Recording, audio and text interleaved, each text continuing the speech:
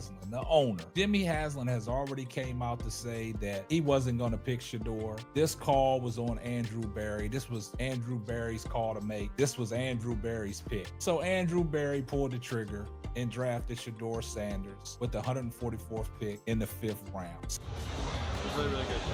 Proud of you. Cool. Really, really nice job. You're not fully proud, kinda. I'm kinda proud. Look, for your first side, was it perfect? No, but you made plays, you operated, like, so it's just stacked. I love when you tell the facts, do you? No, but it's okay, it's okay. Listen, you did a nice job. I'll tell you what's going on in Cleveland at the moment.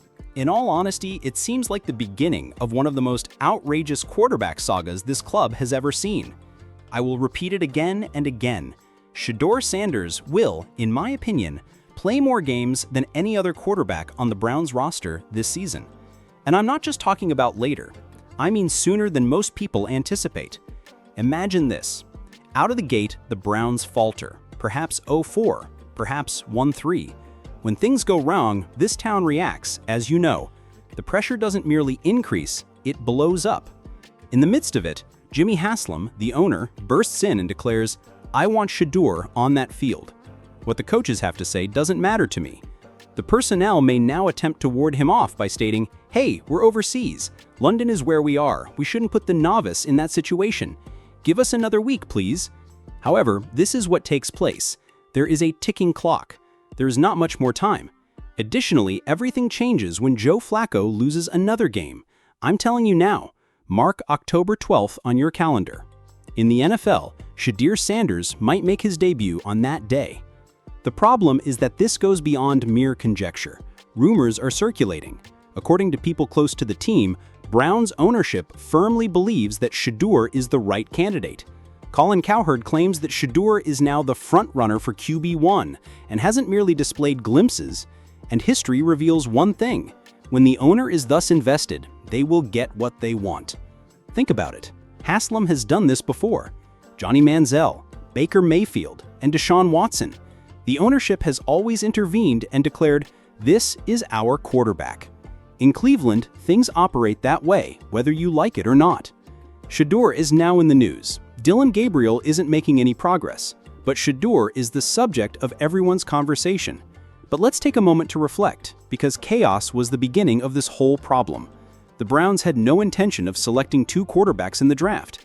They had assumed Gabriel would be their project, but they were powerless to stop themselves when Shedeur lost to a man they never imagined would still be there in the 5th round. It was stated by Andrew Berry himself. It was not Shedeur's purpose to hold a clipboard here. He came here to compete, and he has done just that, compete. The kid has been on point from OTAs to minicamp. Composure when things get tight, accurate under pressure, and calm in the huddle. He doesn't appear like a rookie in the late rounds. He appears like a man eager to establish himself. A 5th-round quarterback is typically a long-term endeavor, someone you stash and hope to find. He loses consciousness. But Shedeur is revising that script. He is stating unequivocally that he did not come to sit. He came here to take control. Oh yeah, the Giants have just added fuel to the fire. So let's not forget the outside noise. Do you recall draft night? They had a tape, but instead of playing the entire thing, they cropped it, teased it, and then locked the rest away like it was some secret document after the report surfaced that Shedeur had blown an interview with New York. Fans don't believe it. The smear job appears to be clear. This is where the irony lies. The Giants unintentionally made Shedeur the biggest football headline rather than ruining his reputation. They desired for him to be questioned. Rather, they have portrayed him as the weaker party opposing the system. He is now more popular than before. Now it seems like every Cleveland fan is supporting a quarterback who has been questioned, chastised, and dragged through the muck. And that strengthens the narrative even more. Let me also tell you about that Miami private workout. This was no social media gimmick or puff article. This was the authentic version. 15 stone-faced NFL scouts, executives, and former coaches holding clipboards and searching for whatever hole they could uncover.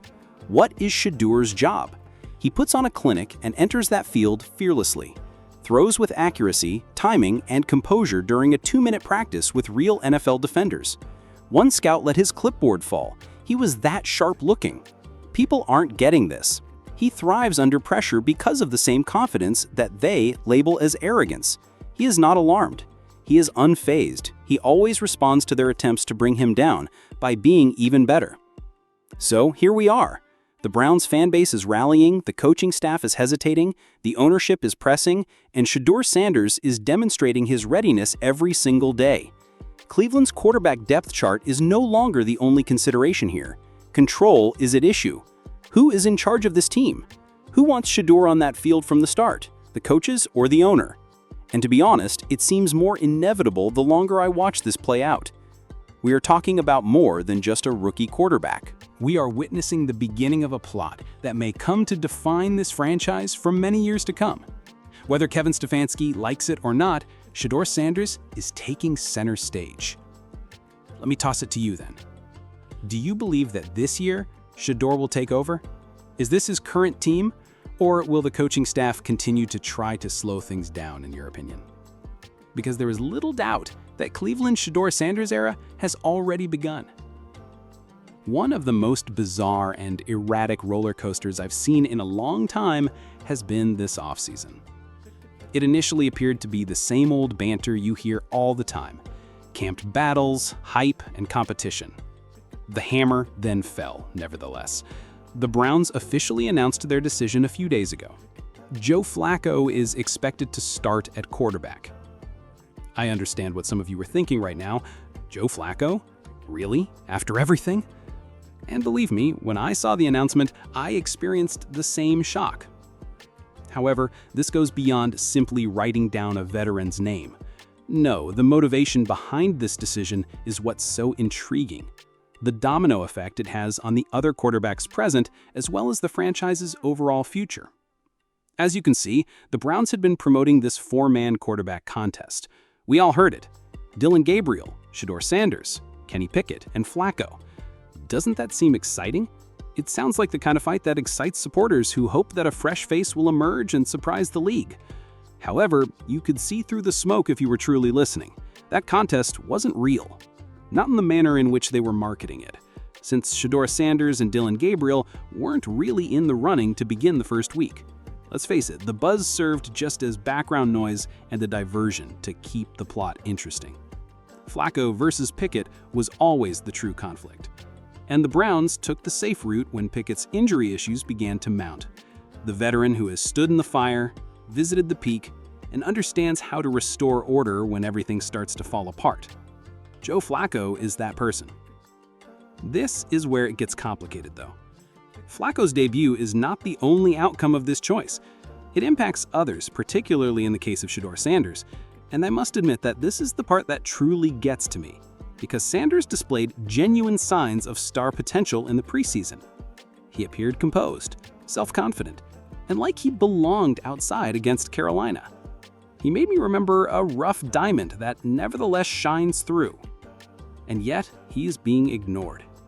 You can feel the writing on the wall, even though it hasn't been cut or traded yet.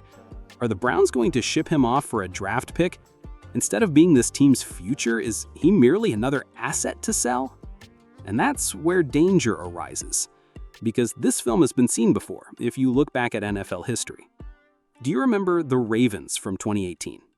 They stayed with Flacco, died, and immediately handed the keys over to Lamar Jackson. And everyone is aware of how that tale concluded. Jackson became an MVP. The Ravens started to compete. The question of whether the Baltimore club waited too long to unleash him is still up for debate. Am I correct in assuming that Shedeur Sanders is Lamar Jackson? No. Even though they are two entirely different quarterbacks with entirely different skill sets, there is an uncanny similarity in the story and atmosphere. The young, explosive talent waits for an opportunity on the sidelines, while a veteran fills the void. In Cleveland, that might never happen. Not to be overlooked is the math. 4 quarterbacks cannot be kept on a 53-man roster without making other positional sacrifices. Someone must leave. Is that Sanders? Is Gabriel here? Are the Browns willing to take a chance by keeping both rookies and making cuts elsewhere? These kinds of choices have an impact on more than just depth charts. They have an impact on draft tactics, locker room dynamics, and ultimately the team's ability to endure the AFC North. And that gauntlet is vicious, man. Lamar and the Ravens are trying to get back to their MVP level. On any given Sunday, Burrow and the Bengals can dominate the scoreboard. The Steelers, who are constantly aggressive and willing to spoil your season, are your opponent. In this fiercely competitive division, the Browns cannot afford to make a quarterbacking error. They might lose a postseason run in addition to games if they make a poor choice here. This Sanders storyline is so captivating because it's about the future rather than just who starts the first week. Do the Browns retain him and nurture him gradually in preparation for his eventual takeover? Or do they cash in on a rookie who seems to have more to offer by trading him while the stock is high? Let me inform you, the kind of move that scars a franchise for decades is if Cleveland gives up on Shedeur too soon and he succeeds elsewhere. We have witnessed it occur. We've been through it before. I'm not sure if this city can bear to watch another QB go through our fingers, Brown supporters. Here we are then. For now, Flacco is the man. If Pickett can maintain his health, he's in the running. Gabriel is clinging, Sanders too. Sanders is the wild card, the one name that has the potential to either be the Browns' future or their future regret. And that's precisely why this offseason is among the most intriguing in Browns history. Since this goes beyond simple roster management, identity is at issue here. It has to do with vision. This concerns whether Cleveland is actually prepared to move forward or whether we will continue to hold on to the past and possibly suffer for it in the future. Brown supporters, I'll leave you with this. What are your thoughts? Should Cleveland move on now, obtain value while they can, and put more emphasis on Flacco and Pickett? Or should Shador Sanders stay and develop into the franchise quarterback we've been waiting for decades?